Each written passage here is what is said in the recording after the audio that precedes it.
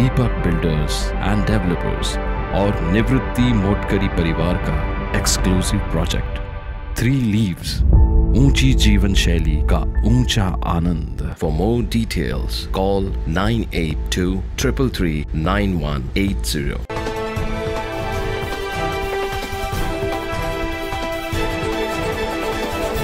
नाशिकचे खासदार हेमंत गोडसे यांच्या कारचा दिल्लीमध्ये भीषण अपघात झालाय। राजधानी दिल्लीतील बीडी मार्गावर अपघात झाल्याचं समोर आलंय। या अपघातामध्ये हेमंत गोडसे थोडक्यात बचावले। खासदार गोडसे यांच्या शासकीय निवासस्थानाजवळच कारला अपघात झाल्याची माहिती समजते। सुदैवाने या अपघातात हेमंत गोडसे यांना मोठी दुखापत झाली नाहीये।